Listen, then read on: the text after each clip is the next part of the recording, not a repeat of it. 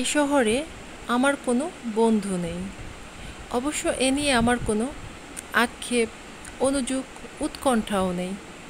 বন্ধুহীন শহরের রাস্তায় আমি যে দীর্ঘশ্বাস নিয়ে হাঁটি, তা বন্ধুত্বহীনতার নয়, নয় একাকিত্বের। এ কেবল একরাশ ক্লান্তির। লাইনগুলো কোথায় যেন শুনেছিলাম, এখন ঠিক মনে পড়ছে না। Welcome to my channel SK everyday blog. সারাদিন ধরেই বৃষ্টি পড়ছে। একটু বেলা গড়াতেই ভাই বোন মিলে বেরিয়ে পড়লাম লং ড্রাইভে। আজকে আমরা মির্জাপুর থেকে ঢাকার উদ্দেশ্যে রওনা দিয়েছি। রাস্তায় যেতে যেতে ভাই বোনেতে অনেক গল্প হলো, খুনসুটি হলো, টুকিটাকি স্মৃতিচারণ হয়ে গেল। যেতে যেতে রাস্তার পাশে ভবনগুলো চোখে পড়ছিল। শহরের বহুতল ভবন আর ফ্ল্যাটগুলোর দিকে তাকালে কেমন নিঃশ্বাস নিতে কষ্ট হয়। ছোট ছোট ফুলের মতো বাচ্চাগুলোর গ্রিলবন্দি জীবনের কথা ভাবলে। আমার ছোটবেলাটা মোটেই গ্রিলবন্দি ছিল না। খেলার মাঠ, ফসলের ক্ষেত আর খোলা আকাশের নিচে মুক্ত পাখির মতো ডানা মেলে উড়তে উড়তে বেড়ে ওঠা, ঠিক যেন রং তুলি দিয়ে আঁকা ছবির মতো। মাঝে মাঝে খুব জানতে ইচ্ছে করে, শহরের চাকচিক্য আর আভিজাত্যের মধ্যে বাস করা মানুষগুলো কি গ্রামের সেই নির্মলতাকে মিস করে?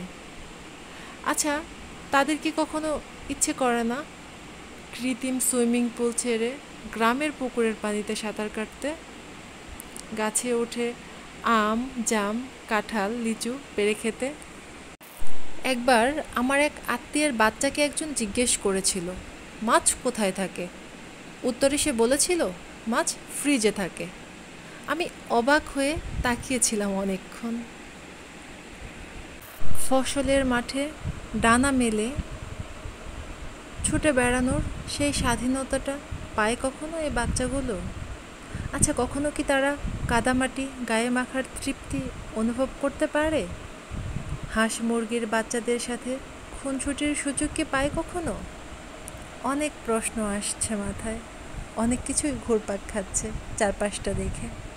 এখনও কিছুটা বৃষ্টি পড়ছে, অনেকে বাইক নিয়ে বের হয়েছে এই বৃষ্টিতেই, আবার অনেকেই নিজের কাজে ছুটছে।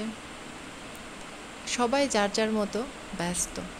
অন্যকে নিয়ে ভাবার এত সময় কোথায়? যাই হোক, অনেকক্ষণ ধরে বকবক করছি, সময়টা বেশ ভালোই কাটছে। অনেকদিন পর এরকম দূরে কোথাও যাচ্ছি, অনেকটা সময় জার্নি করা হচ্ছে।